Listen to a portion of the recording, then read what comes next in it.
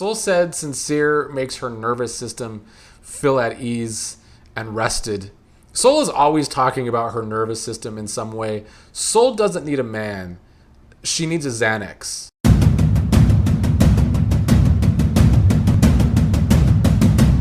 What is up, everybody? Another episode of Love Island USA to talk about after last night's Tuesday episode before we get a break tonight. But yeah, let's review another episode in this season that seems allergic to having bombshells and allergic to sending couples on dates. It has been kind of a stagnant week, but I'm assuming it's because Casa Amor last season sucked. They had to do a whole big old twist and it wasn't great because they didn't have real couples. It wasn't even really Casa last season, so I think this season they really want to make sure we at least have some stable enough couples before Casa. Last night was love letters and a recoupling, so I guess let's get into it. But let's actually start with Casey and Annayia. You know, they finally got more airtime this week. I'd been complaining the first week and a half, but it was a bad week for them. However, they continue, in my opinion, to have a very choppy-ish edit.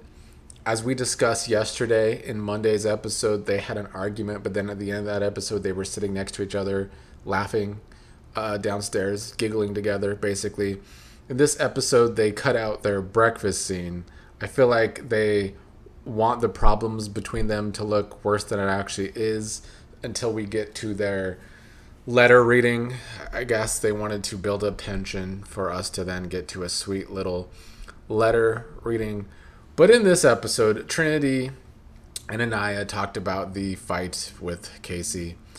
Annayia feels like she never said he can't explore, and Trinity is saying the only way to really test Casey is if he does talk to Sol. That's what Trinity had to do with Bryce and Kayda, she's saying. Annayia saying she likes Casey but is frustrated because she doesn't like the fighting. And then Annayia said that she doesn't know how these problems started, which irked me that Annayia said that, because the problem started, it was twofold. Annayia and Casey let Zach and the game get in their heads, and then Annayia decided to just stay upset about things. I still believe that in Monday's episode she was more into winning the argument than hearing any side of Casey's argument. But then, to make matters worse, who is Casey whining about his problems to? Well, Zach and Bryce. Casey loves yapping to his biggest op, Zach. Casey's saying he's over the Sol shit anyway, which I thought was pretty clear because he never really truly tried with Sol, and vice versa, because, you know, once again, she is the bombshell and she is the one who can pull people for chats. That's what bombshells have done every single season of this show before this one. Casey says that he and Annayia click but don't click, which I think was him talking about their communication, which is what I was talking about yesterday. Their communication not great, as we saw when they had an argument. And then they were talking about, like, Casey needs something like Zach has with Kayda. And, you know, some people out there in social media world do think Casey wants a beard like Zach has. I don't know if I would go that far, though. But Casey just seems to be annoyed that he is stuck in this loop with Annayia where he feels like he has to console her and make her feel secure. But it seems to be getting harder to do that because Annayia is stuck in her head. Meanwhile, Bryce told Zach that he and Trinity may end up doing it in the villa because he said last night they almost got there and he had to stop it. And then Zach hearing this, or should I say Colton Underwood Jr. hearing this, did not look happy to hear that. And then later in the episode, Trinity had to kick Zach out of her bed with Bryce. Honestly, the main thing holding me back from liking Bryce is this flirtmance with Colton Underwood Jr., aka Zach. I don't like that for Trinity, and I feel like Trinity is becoming as irked by it as I am watching it. Zach, meanwhile, says that he thinks he and Kayda are still open, but now the expectations are bigger because of what they just did in the hideaway. And then later in the episode, Kayda is kissing Zach, and he looked absolutely miserable. And Zach keeps bringing up the fact that he thought he would explore more and that it could still happen. I don't know if this is Zach dropping hints to Kayda that he does intend to explore more. I think Kayda has had the worst arc on this show so far. She had a great first few episodes, and it just gets worse and worse for her ever since. She is going to look like such a loser if Zach, who has been warning her and has been fake as fuck to her, comes back with someone from Casa and she doesn't. Because Zach looks miserable every time Kayda hugs him. And I want better for Kayda, but like she wants to want better for herself. Kayda seems really good when being confronted by a woman and checking a woman, but it doesn't seem like she ever wants to check her man. That's not a good thing. I get it though, she is one of the youngest on this show. Jen, meanwhile, is talking to Caleb, who is upset about his competition with Corbin, even though to me it didn't seem like Caleb even tried in this competition with Corbin. Jen doesn't think that Kenzie and Corbin will last much longer, and Caleb talking about how he's still happy with Kenzie. But then the next morning, Corbin brought Kenzie one of the heart-shaped pancakes he made. He made 2 tiny-ass heart-shaped pancakes. Gave one to Melanie, gave one to Kenzie. I would have been pissed if I was Melanie. Like, this is my breakfast, this little ass pancake, because you had to give one of them that were already small to Kenzie. Like, don't fuck with my food on a game show. But anyway, Kenzie told Jen about the secret makeout session she had with Corbin. And damn, like, Jen couldn't warn her fellow bombshell Caleb. Not that I think even if Caleb was warned that he would have tried anything other than Kenzie. Anyway, which is why I'm having a hard time feeling sorry for Caleb in this episode. I know I see people already starting the pity votes. Why are we doing pity votes again? But I guess we'll get to that at the end. Caleb was asking Kenzie in this episode what it's like seeing Corbin and Melanie together, and Kenzie played it off like she was doing better with it. I don't know. I guess I could chalk it up to Caleb being young and not being able to read Kenzie's lack of real vibe with him. She just has had words for him, no actions. And we guys are slow anyway when it comes up to generally picking up vibes, whether they're positive or negative. And it's even worse when you're younger. So that, I guess, can be an excuse for Caleb. He still is the youngest. Kenzie talking to Caleb about how she would go up to Caleb in a bar. I don't think that's true at all. Because Caleb has no sauce. Like, when white people get shit for being boring, being called mayo, that's exactly what Caleb is. Except he's not even mayo, because he has no sauce. He's the dry white bread. I would love to see more from Caleb. I actually thought we were gonna see more from Caleb, because when he first came in, he had some spunk. But that's long gone, apparently. I don't know what happened with that initial spunk. I think maybe because America put him with Kenzie, he thought it was going to be a popular thing. Maybe that's why he kept trying with that. Because I don't have any other explanation for that. Soul, meanwhile, continued to see signs that Sincere was playing her ass, which she should have known from jump, because they kept getting back together early. Melanie was parading it around the villa. And then this time, Soul saw Kayda and Melanie whispering and Pinky promising something. So I do think maybe Soul felt something in her gut, but never really truly acted on it, or at least truly questioned Sincere about it more. Or we didn't see it happening. Melanie and Corbin did finally kiss in bed because Melanie finally slept in bed with him for once. But then Insincere is trying to say that he's trying to think with his head instead of his heart, and it's just a coin flip between Soul and Melanie. I do think Insincere is a people pleaser, and maybe that's why he feels like he constantly has to lie to people. Maybe we've heard about his mother being crazy. His mother is self-proclaimed crazy, so I'm sure that is where he learned all of that. Like I said earlier, Corbin gave one little pancake to Melanie and the other one to Kenzie, so he asked Melanie about that, and she's saying that she doesn't want it to be like she's in the way of Kenzie. There was never any real trying between Melanie and Corbin. Melanie's still down bad for Insincere, And Corbin wants Kenzie because he thinks it will be the easiest lay for him in the house. And then Insincere has one of his talks with Soul, where Insincere says that he tries to be upfront, which to me was the most laughable thing in this episode. Definitely the most laughable statement in the past few episodes, I would say. Soul says that she has layers. Well, I guess we're still at layer 1 with Soul, because I know Soul has her defenders out there, but sorry, I still think she is fake, and she is showing that by being fake deep on this show. There is no way Soul can feel all of this deepness for Sincere after less than a week together. Just coming onto this show in the first place, acting like you're so deep, but you're falling for the biggest liar in the villa.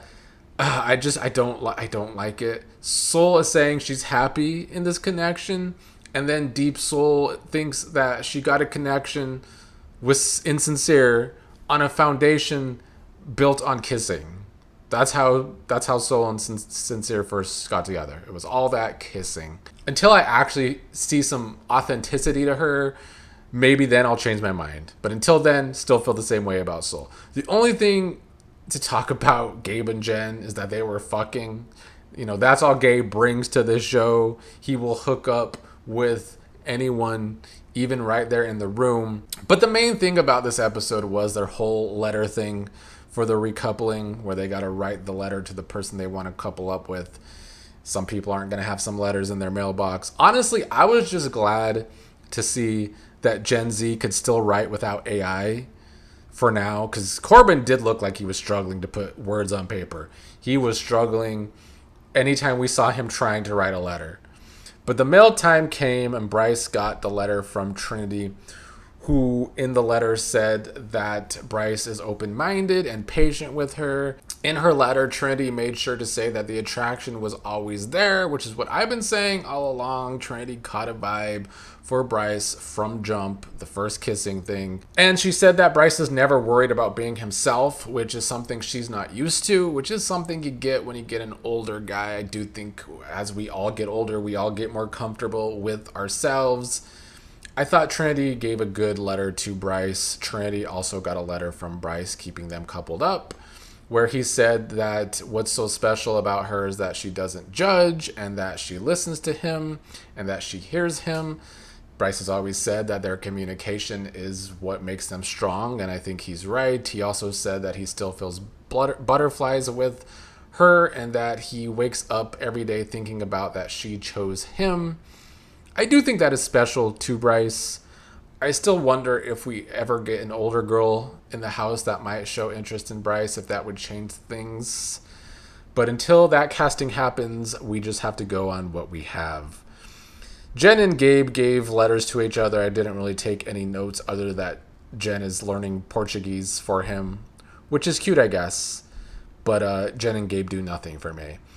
Casey got his letter from Annayia, and Annayia wrote the best letter by far. And to me, there should be no more doubts that she is into Casey. I think Annayia is just slow to trust, and honestly, one should be that on this show. That being said, she still closed off too early for me. Like in challenges, when she had opportunities to explore more, she didn't. But in her letter, she talked about how she feels like a princess waiting for her Prince Charming, and that she might have found that because he makes her feel pretty and reassured. And she did talk about her second guessing here, and that he's been good with it. And she talked about devoting time in bed with the cuddles that she likes, and that she wouldn't know what she would do without him by her side here, and that they will rise together. There are people online upset that she called him her protector, and about the snuggles in bed, because in the last episode, Casey was calling her grandma to Corbin. Casey was having a guy vent session, and he's young, and immature things are going to be said at a guy vent session. I can see kind of why Casey is getting so much hate. I do think that the Casey and Annayia coupling is being looked at under quite a big microscope, though. Annayia also got a letter from Casey keeping them together where he said that they built something special. They started off slow, but they were able to bond. He then mentioned her beautiful dark skin complexion again. And it does come off performative now. But like I keep saying, I don't want to speak on colorism because I can't give good perspective. And I don't like to talk about it, but like he keeps bringing it up. So like it has to be talked about. I just don't understand why he can't say that she's just beautiful, period. To me, sometimes it comes off like Casey has watched this show before. He knows how popular Olandria was after receiving hate last year. He maybe even goes as far back as Caleb on this show in what I think season 2 maybe. Because there's some strong Caleb vibes to Casey if he's going to keep bringing this up as one of his big reasons for Annayia. Without other context, it makes Casey questionable, and I see that Casey continues to be questioned about if he is being performative with Annayia or not. I guess time will tell, especially when Casa comes around, but in the letter he also said he's grateful for every moment they had on this journey. So Casey and Annayia recoupled up. They've had quite a down week, I will say, for them, but I feel like the show also wanted them to have a down week because they've been one of the more popular couples online and in the voting. Kayda and Zach's letters to each other, I didn't really care. She says that he keeps her calm from overthinking. She also said in her letter that he understands her the most and checks her when she needs it. But when is Kayda going to check Zach? It's all I care about from this coupling, because obviously I don't like Zach. And honestly, I fast forwarded through Zach's letter that he got from her because I didn't want to hear it. Kenzie got letters from both Corbin and Caleb. Caleb writing about souls already, which to me is too soon. You know, you're not going to have a soul connection after a few damn days. But this proved to me that Caleb is a sap. And I get it. I was a sap too at that age. And maybe this humiliation ritual that this thing will be good for him, a learning experience. He also talked about in his letter how she communicates with him, but I don't think he realizes that her communication to him was just lip service with no action. Corbin's letter to Kenzie was about how they have something not worth giving up, and his energy feels brighter with her, and he feels wanted with her, which Kenzie does a good job of saying, I feel horny for you, Corbin, so I guess I get that. Caleb's mailbox was empty. So he's single and vulnerable. He didn't cry or say he was sick of the villa, though, so good for him. Kenzie wrote to Corbin about how as soon as she saw Corbin, she thought he was hot, obviously, but that they have a strong connection. So they're back together. Fans very, very upset with Kenzie, as they should be. She's definitely become her own version of insincere. Some people I've talked to, some of my friends say that she's worse than sincere because she's also been shitty to some of her friends like Melanie. Melanie went to Kenzie about when Corbin wanted to kiss her. Kenzie acted a fool about that, not liking that situation. Now that Melanie and Corbin were actually coupled up, Kenzie did not give them a chance to do anything. Not that I think that Melanie was over sincere anyway, but then also Kenzie befriended Soul, who is now with Sincere, and is that really a good friend when she's bonding with the person that Sincere is lying to, when Kenzie is doing the same thing to Melanie and Caleb with Corbin? There are some very poor qualities to Kenzie. I'm not shocked, judging by her crazy eyes from the beginning. But that left us with Sincere and Soul and Melanie. Sincere standing in the middle between both of them, and Sincere has his 2 letters. Soul's letter to Insincere was that she feels at ease with him. Soul said Sincere makes her nervous system feel at ease and rested. Soul is always talking about her nervous system in some way. Soul doesn't need a man. She needs a Xanax. Mel wrote her letter to Insincere about how he makes her feel and how She's always thinking about him. And of course, Sincere did end up choosing Melanie over Soul, leaving Soul vulnerable. Even though Soul somehow thought they had a deeper connection. I don't know how she thought that. I guess she's easily tricked. I mean, I do think Sincere love bombed Soul in many ways. So I do put this on Sincere, not Soul, for the record. Even though I don't like Soul, as I've made clear, I think that Sincere is definitely the villain in this situation, and he did love bomb Soul. Melanie read her letter from Sincere about how he knew he was close to home when he saw her, the whole Philly connection, how their relationship is broken glass and they can't put it back together, but they're gonna do it, and it makes sense for them going outside of the villa because they're both from Philly. And he remembered that she wants to go on the first date at Penn's Landing. In her letter to Sincere, she remembered his favorite birthday or something. Honestly, the only thing I liked about this recoupling was Bryce's reaction to Sincere's letter to Melanie and vice versa, because Bryce's reaction was the same reaction that I had. It was like an, ah, shit, here we go again. Melanie and Sincere back together. The drama's gonna be back in the villa. So yeah, Melanie and Sincere are back together. And that means that Soul and Caleb are now a couple. They're not single and vulnerable. That's because we have a vote for favorite couple. And we have a lot of people pity voting for Soul and Caleb, which I don't like. I do not want pity voting this season. My main thing is I just don't see them bringing anything. I'm not saying I actually want them to go home yet. I am fine with Gabe and Jen getting the fuck out of here and fucking outside of the villa. Maybe Soul and Caleb can bond together because they're both so pseudo deep, and Caleb's already talking about souls, and her name is Soul. Maybe that's the omen. I don't know, but I don't really see them having like a real connection.